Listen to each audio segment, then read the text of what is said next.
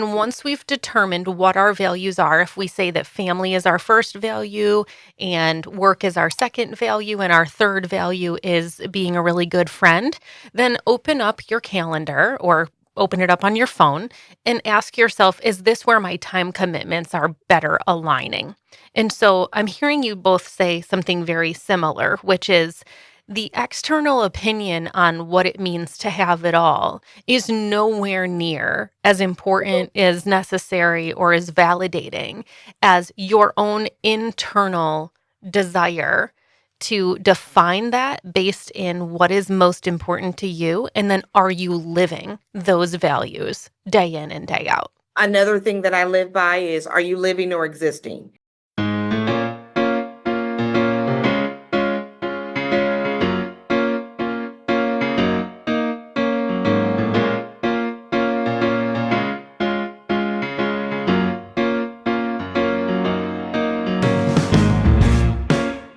I'm going to throw a name out there for you, and some of you may not know this person, Dr. Alexandria White, but I guarantee you that over 8,000 people on the internet as a part of the Student Affairs Moms community have their hands in the air and say, yes, girl, I know her. I love her. She is one of the women who has founded this beautiful community on the internet known as Student Affairs Moms.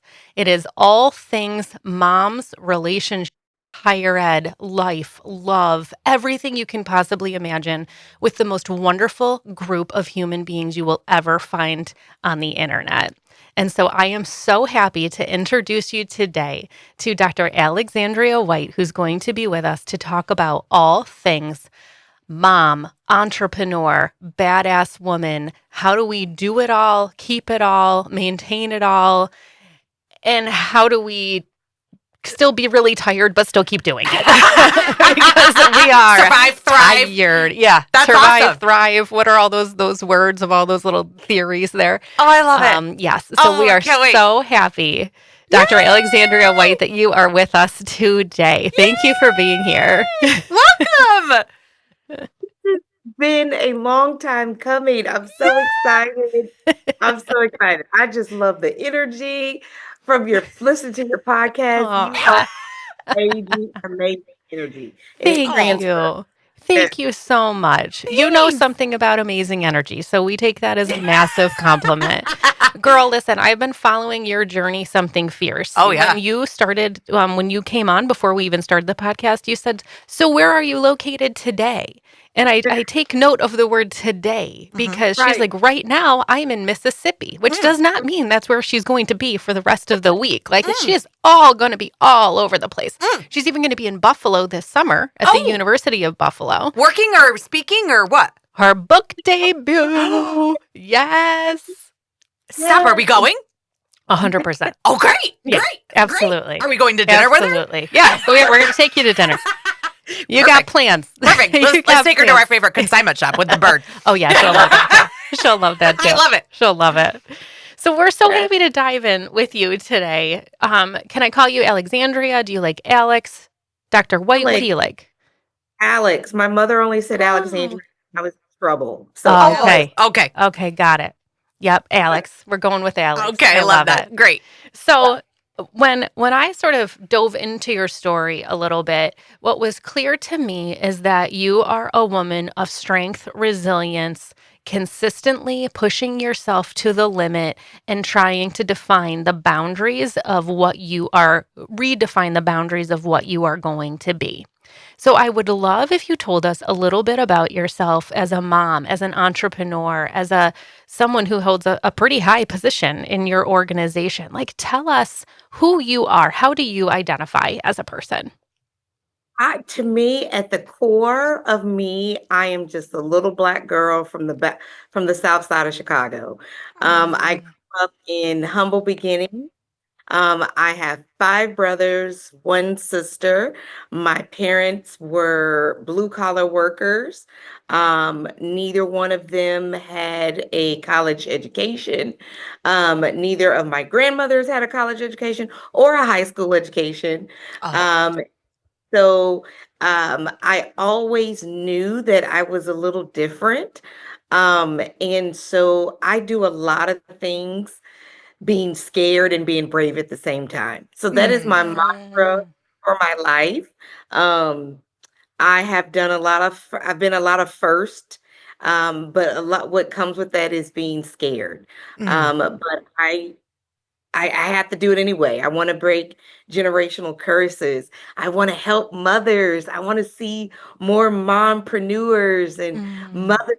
If you want to be married, if you want to be single, if you want to have a kid without a spouse or a husband or a partner, you can do that too, and show that moms really do have a superpower of being limitless. That's Mm. about me. That's That's true.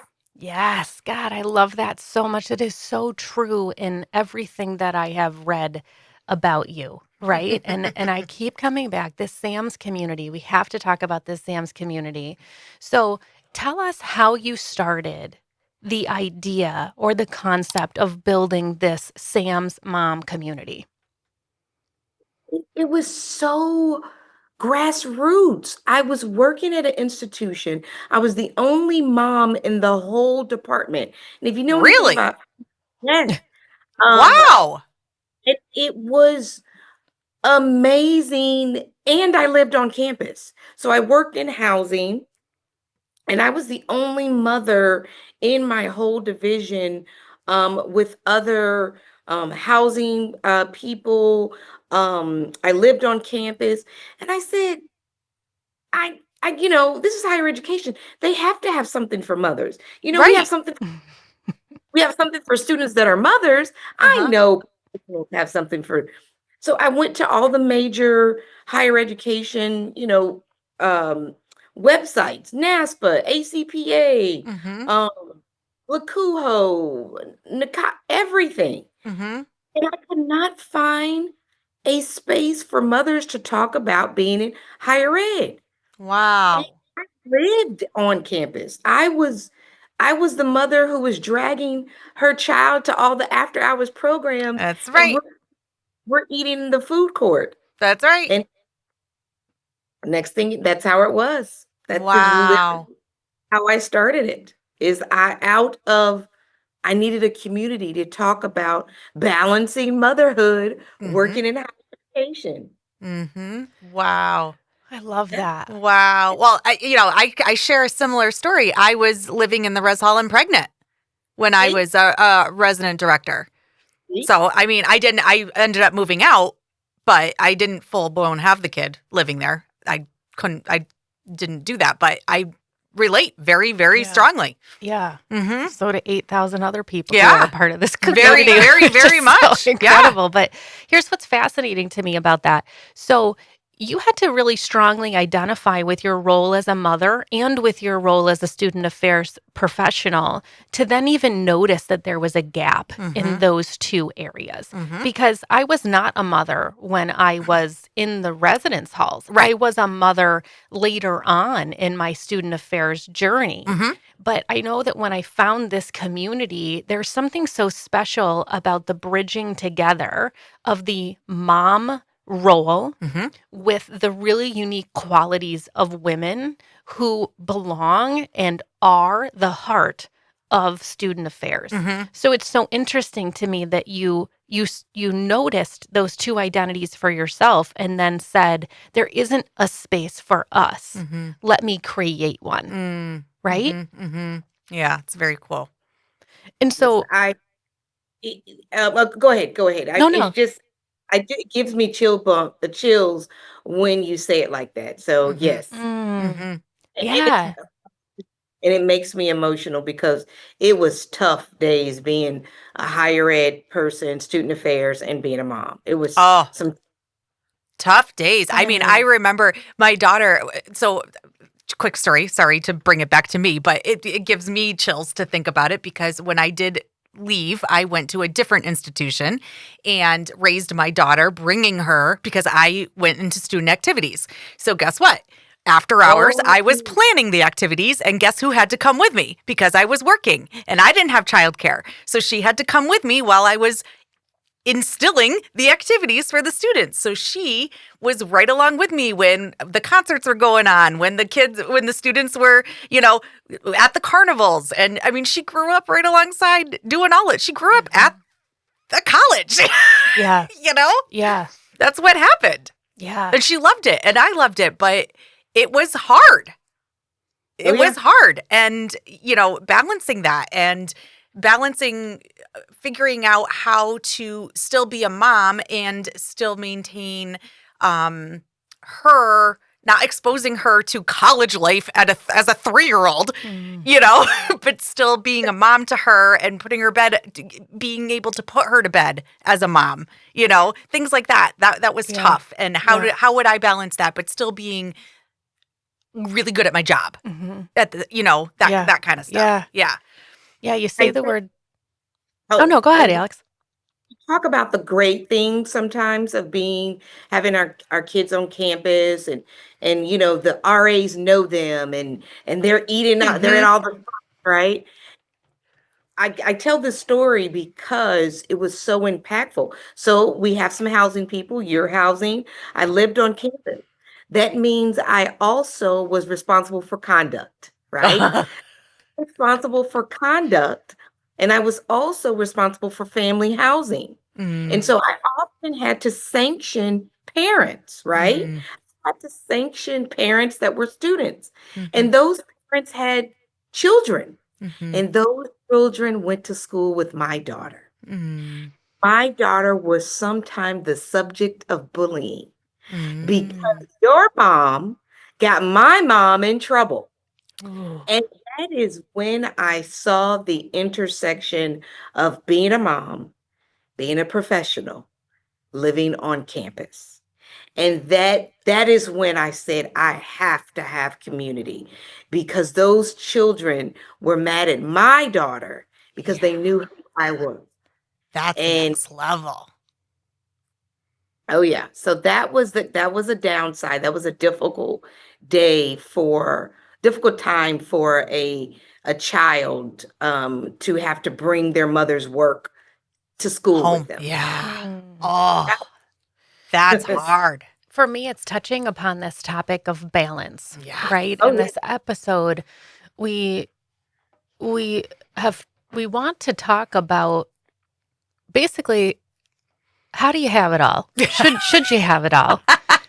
When you feel like you are doing it all, the high that you feel when you have accomplished and continue to accomplish things, it's such a great level.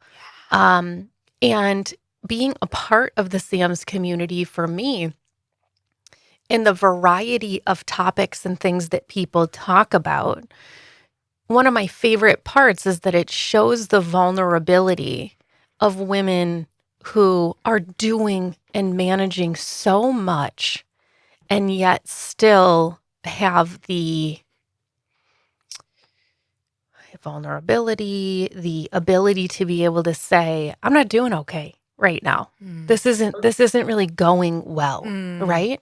And so there's a question in there somewhere, and maybe it's, what are your opinions on how we have it all? Can we have it all? Is the goal to have it all? What are we trying to prove, right? Like, yeah, I'll leave it at that. What are some of thoughts come up? And can we, I'm sorry, I'm answering a question with a question, but can we define what is having it all? Because I think it is the perspective. I think it's socialization. Because one of the reasons why I opted to do this podcast is because of your authenticity. And so I am very authentic, approachable, vulnerable. I have no problem telling personal things. And so according to some people, I don't have it all, right? I am not married. I have been engaged 4 times. My friends call me the runaway fiance. I have been more successful single. right? Mhm. And so there are people who look at me, some people in my life and my family, who feel that I don't have it all because I have never been married or partnered or things like that. And so I'm always, when people ask that, Alex, you have it all, but who defines what is having it all and what does that look like? Um, Great. and for me, um, it looks like freedom. It looks like the luxury of I've raised my daughter on a college campus. She is okay, we all got most of us have therapists. I haven't been too bad. And and that is having it all to me. But I know we are socialized to have the house, the husband, the partner, the 2.5 kids, and the white picket fence. And so there are people that might be listening right now to say she doesn't have it all. And so it's important for the listeners, it's important for people that are in the range of my voice for you to define what is having it all. But we do. We want to be wonderful professionals. We want to be wonderful moms, PTO members, sorority members, the all the things.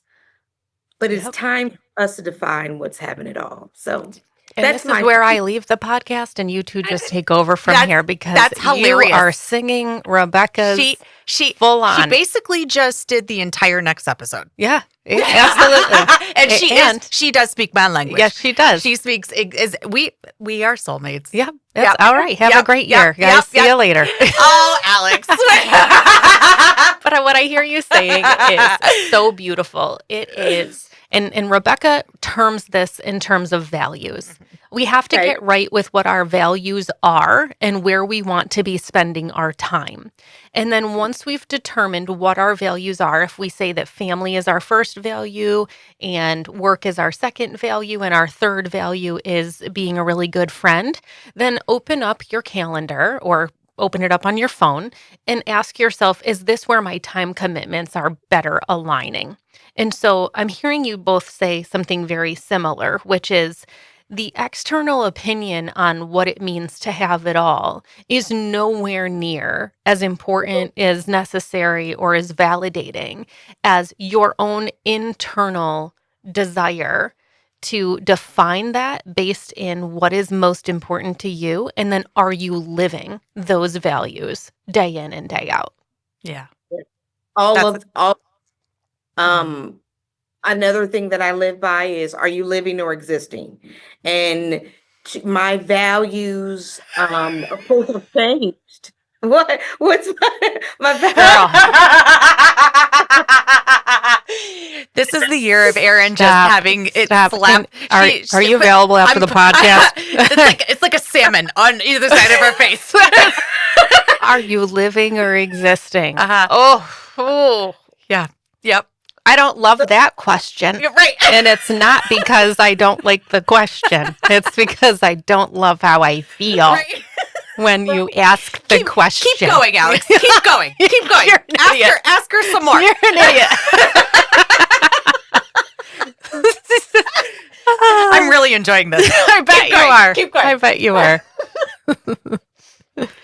I when I think of people, the data, the stress that we are under, do you like in the book, the stress, I mean, how people worked and worked and worked until someone told them they needed to leave, and they were finally leaving and their water broke because, and then they had to deliver their own child because they were trying to give so much to the university or the college.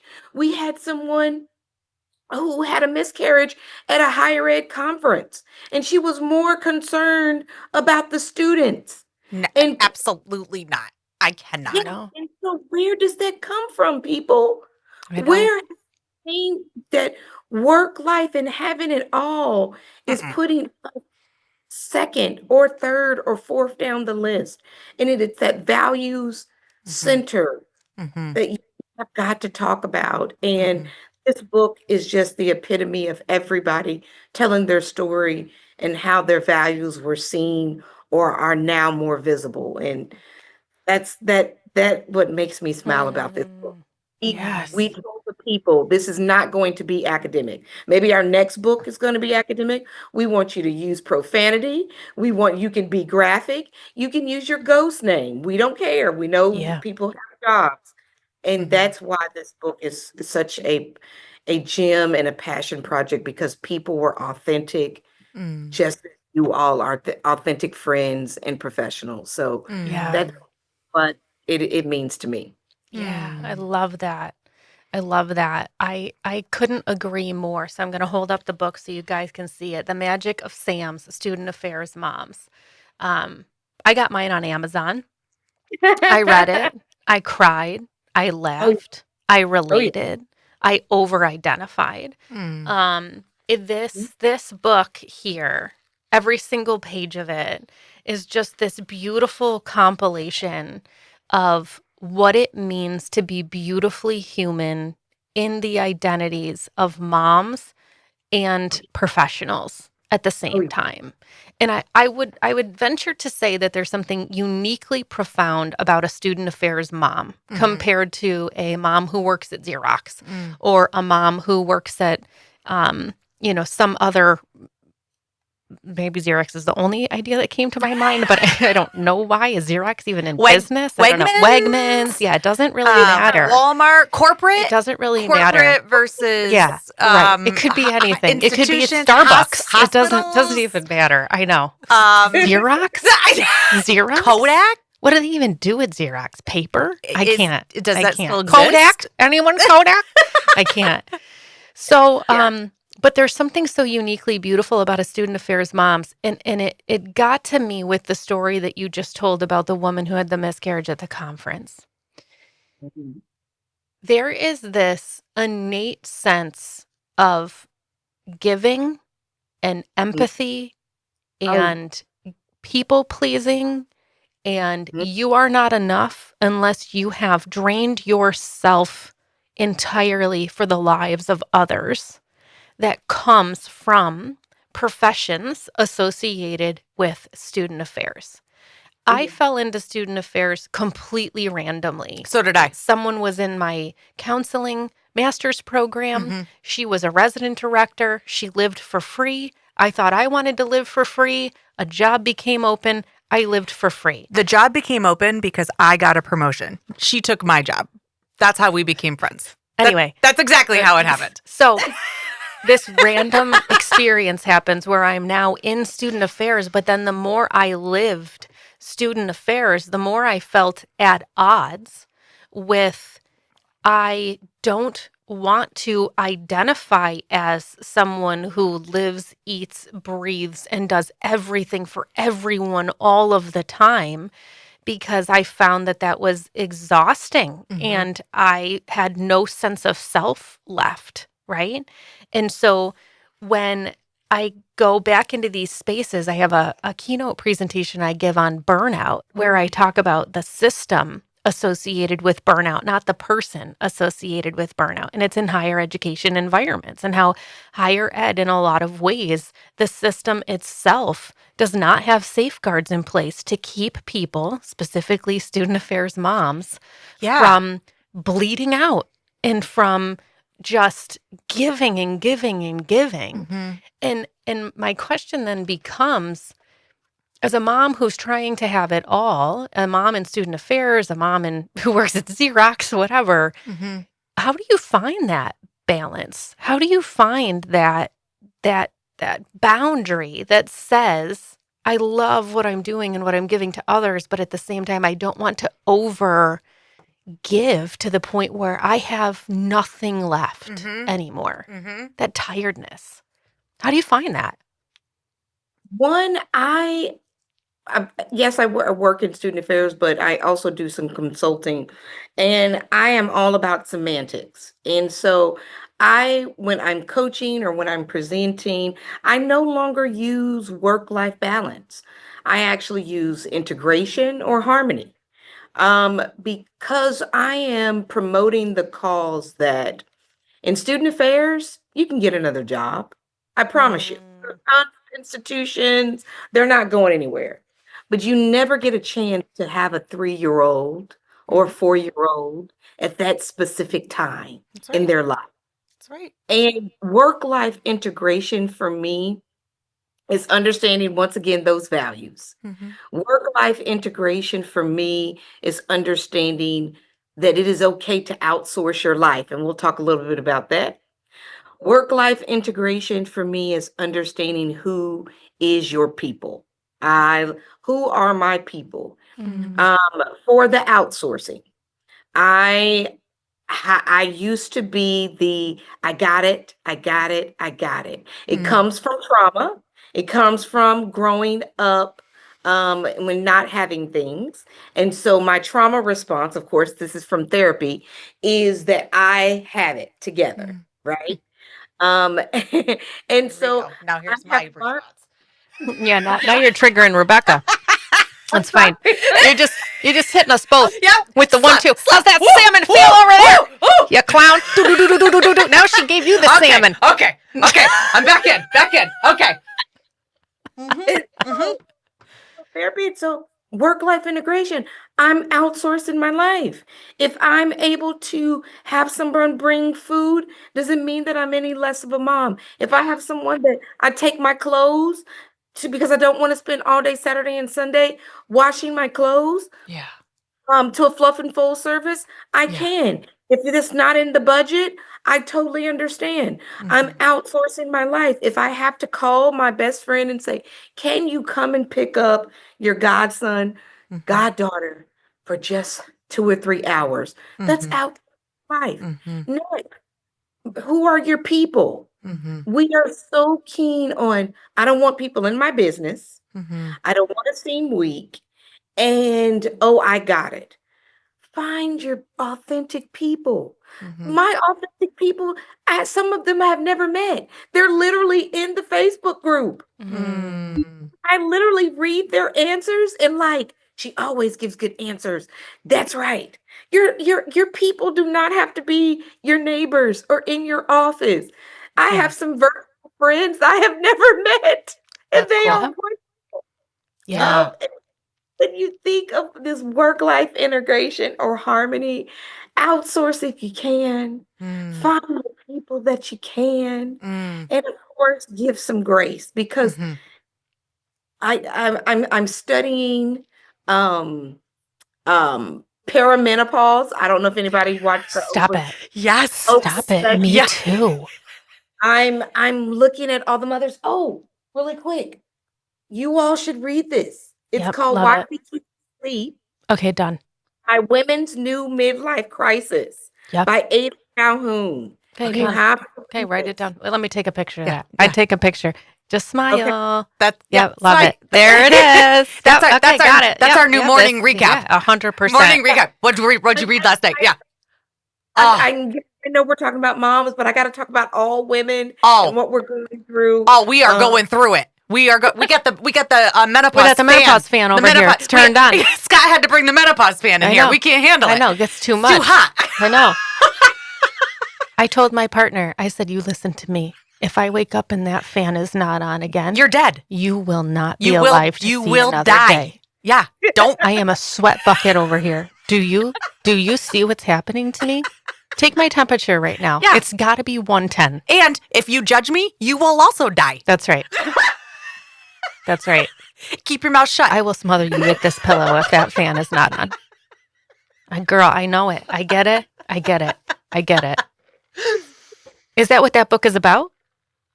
It's about the new midlife crisis, everything from us overworking ourselves, the grind, hello, Mhm. Mhm. grind, balancing everything, trying to integrate. Oh, it's so good. It's so Okay. good. Okay, done. Done. Done. And then Yep. those Yep. of you that are listening, Joe, I add don't- it to the list of what we're going to talk about. Yeah. we had our episode on menopause yet? Not I'm yet. sorry. It's on the Oh, list. what we yeah, It's now on it the is. list. Now it is. Okay. Okay. Mhm. There Because we no go. one's talking about it. No one's I talking just about read a book called The M Word the Mhm. other day, and it was basically about everything menopause, perimenopause, Mhm. HRT, all of this stuff, and how this is a crisis of women's health that we're not talking about these kind of things. I even called my mom and I know. asked her, and she's like, I know. I asked I my don't mom know. too. When did you start going through menopause? She's She like, literally well, had no idea. I She know. had no idea. I know. I go, how do you not know? again, that's a totally other episode. Put it on the shelf. Put it on the shelf. That's a full nother episode. But Anyway. yes. See how we just pivoted off? I know. This It's is fine. our problem. It's This fine. is our problem. It's okay, fine. back to Back to outsourcing. midlife crisis. Sorry. Okay, Moms who do too much. Yeah. Moms who are bleeding themselves dry. That's right. Momapreneurs. Yeah. Moms with value. Moms who are trying to figure it all out. Women in general. Oh, speaking of, can we touch on mompreneurs? Because Erin and I want to talk about this because typically women don't get paid enough, right? So Erin and I have always had side gigs. So we've always had a little entrepreneur on the side. So not only are we moms, have our full-time day job, but then we also have this side gig, right? So now we're the three stool. What do they call it? The stool with the three legs. We always got the three legs going. So not only are we trying to balance mom life and our day job because we all got to work because we got to support ourselves because our man ain't making enough. No. Let's be real clear. My man. Okay. All right, I see where Let you me. guys are All going. right. now. All right. All of a Scott. sudden, All we're right, up. all right. Another country hurt. Scott. All right. I'm clarifying. My I'm man. inserting myself into this conversation now. My man ain't making enough. Okay. Hey, So, I ain't making enough either. My wife is a sugar mama all the way. All the way. so I got my 27 jobs going here. Okay. So I'm trying to balance all of that, right? And then trying to do, so you've got all that stuff going on. And then my hope is someday, I mean, I just did it. I finally started, I left that's a whole nother thing, but now I own my own business. So that whole entrepreneur kind of thing. So you want to touch on that a little bit? Because you talked about that. Yeah. You're now an entrepreneur. Yeah. You started your own business. Yeah. Talk about that a little bit because I know we're, Yeah, love it. well, all of a sudden we're at 30 minutes Yeah. here. So I can talk to you for the 3 days. I think for me, I always knew that I had to save myself. I would love to have a man in my life, but I knew nobody was going to come save me. And so I have an Airbnb business. I have a boutique. I do consulting. I am a book. I'm an author. I'm a professor. I just started an AI photography business that has just blossomed.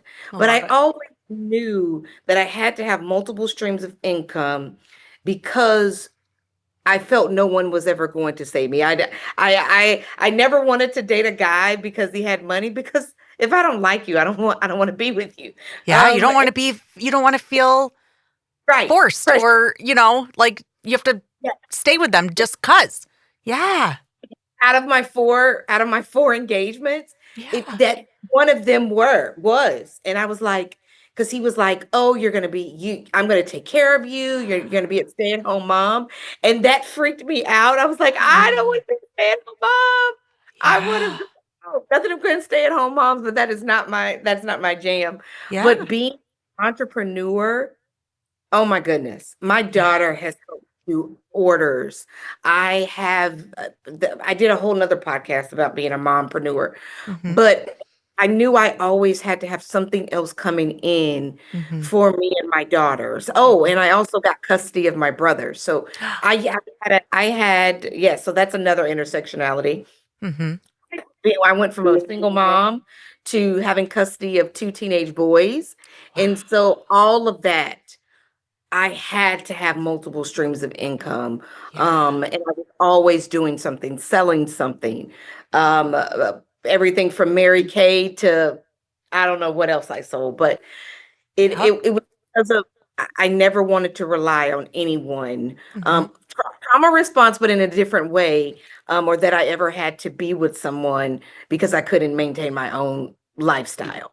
There it is. That was the mompreneur, and I help other mothers.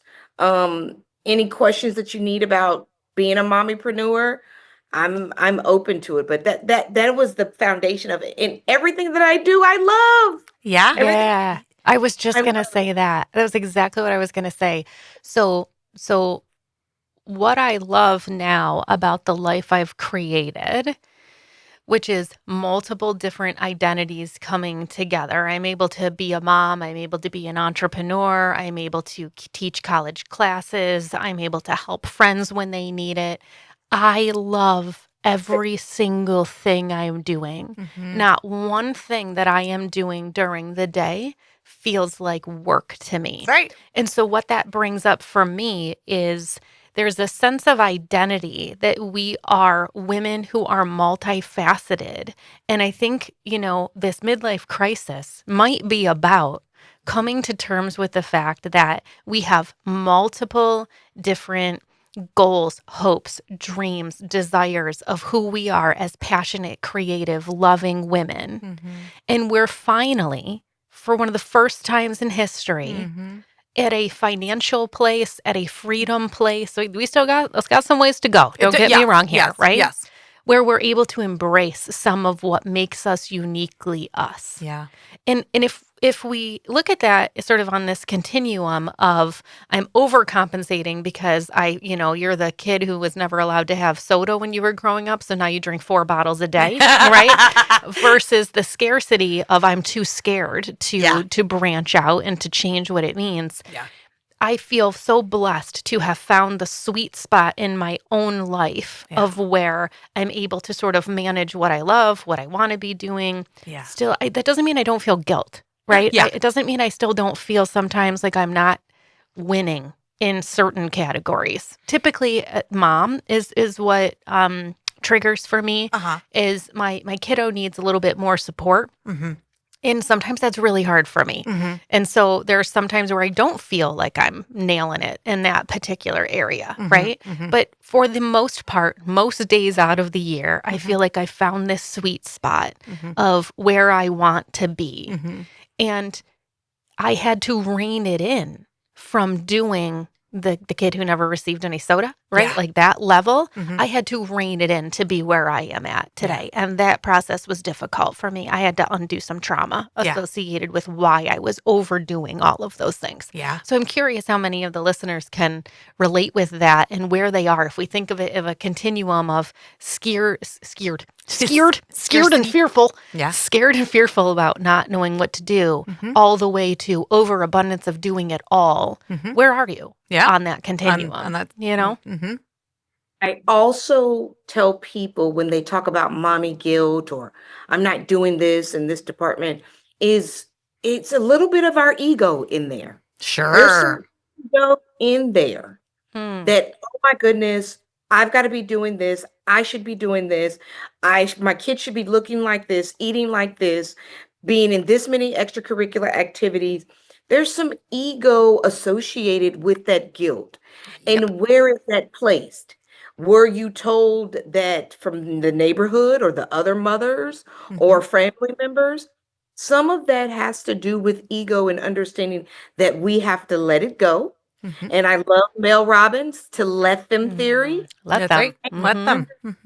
let them, and understanding that sometimes our own insecurities and ego showing up and we put it on our children, we Mhm. put it on our spouses, we put it on our husbands, our partners, and all of that we're supposed to look this way, eat this way, drive this, all because of that, what we have been socialized. And so when I talk to people, my child only had McDonald's. I said, where is that coming from? Mhm. How was that child able to eat?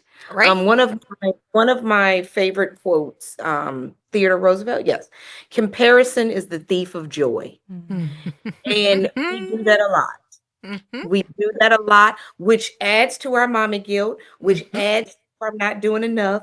And if I start talking about it enough, Mhm. oh, we can start healing ourselves and our communities and moms. That's right. That's right. Yeah. And that for me is what the Sam's community is all about. Mhm. Because I see myself in those posts. Even if I'm the lurker who's reading something that someone just wrote that I think, oh my gosh, I want to know the answers to this, but I'm not going to comment on it, Mhm. right? I see myself in so many of these posts. So my last question for you is, what's next for Sam's, for this community, for you? What's next? What do you got on the horizon? Yeah. They'll do a book tour. I'm going to universities. I'm going to mom groups. It's the summer, so I'm able to travel a lot. I usually teach in the fall. Definitely want to do that. And then there's the money part of it. I would love after I pay myself back because this was not cheap. Yeah. So after all the bills are paid, I would love to. I'm going to start the first Sam Scholarship. Aww. Yes, I'm going to start the first Sam Scholarship. There's going to be new swag coming out. There's going to be a book curriculum so that if you have a book club with this, you'll be able to get all the questions and the prompts. And then podcast that I would love to have on. Oh, I love that. Yes. So those are some of the things that are coming up. I'm so excited. Oh, I I'm love Oh, it. that's really cool. I Oh, that's love it. so great. Oh, I have a question. Yeah. I'm not in the Sam's group because I assumed I'm no longer a student affairs professional. I Oh my wouldn't. I wouldn't gosh. be allowed to be in it. Am I allowed to be in it? Absolutely. All right, so Yeah. I can join. You paid your dues, girl. I did- You yeah. paid your dues. You just write that in the questions. Okay. When Alex is the one who's approving it, you put in the notes. I was in student affairs for at least 16 years. Yes, I yes. promise you, Yeah. I paid my time. I She's ran. gonna I ran prove it away. real quick. I ran Yeah. away on purpose. Yeah, correct. Yeah. Okay, I'm going to Yeah. join right after Yeah. this. Yeah. Okay, I so, wanna read you anybody some- can join. Yeah. Okay. Well, Okay. for the most part, Okay. right? Okay. Not just anybody's We allowed. had She's some- built we had this. some men- We had some men people who identify as men who were Okay. upset they were not in there, and I said, Yes.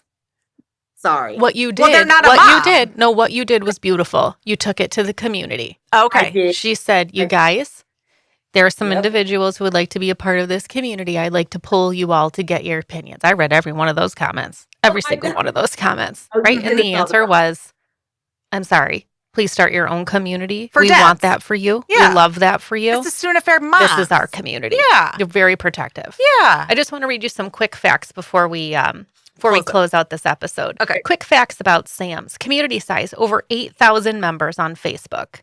More than 6,400 active members and an average of 80 daily posts.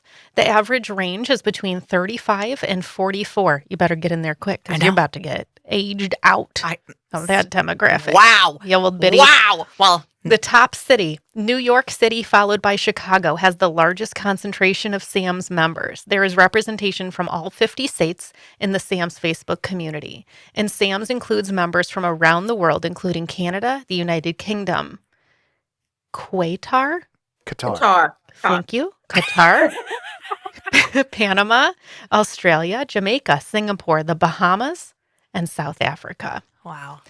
Let me read you one final thing before we close out this episode. This is the foreword of this book. Again, I'll show you the book again. Hop onto Amazon, grab it. I'm telling you, it is worth every single penny you will pay for this. You will laugh, you will cry, you will see yourself. This is such a beautiful way cool. to be a part. I So, love it. foreword by Dr. Susan R. Comives. Student Affairs Moms, SAMS, affirms for all of us that we each have a unique, messy story. These stories affirm that we are not alone. We are in sisterhood with others who truly understand what it's like to be mothering and to be in meaningful student affairs work in the context of our challenging institutions. Our individual stories have built a collective that is strong, bold, honest, and loving. Mm, And that is what it means to be a student affairs mom. I love that. Dr. White, we are so thankful that you spent time with us Yes. today talking about all things moms and So student great. affairs, moms from Kodak, moms Yes, from a bunch all- of different all the places who people. are doing it all, trying to be it all, trying to have it all, reestablishing their values and figuring out how we are just doing the best that we possibly can every day through authenticity, vulnerability, and by being the truest version of ourselves. So good. Thank you for being with us. Thank you for choosing the More Love podcast. Yes. We so look forward to staying in touch. Yes. It was so nice. we so to look meet forward You. to It was staying so in nice. touch with you. Yes. And we'll have you back for that menopause episode. Yes. We're coming at you And real I quick. I can't wait to meet you this summer. Yes. Yes. We'll see you at University of Buffalo Oh, for your we'll book be in the tour. front row. We sure will. We sure will. Thank you so much. Thank you. Bye. Thank you. Bye-bye.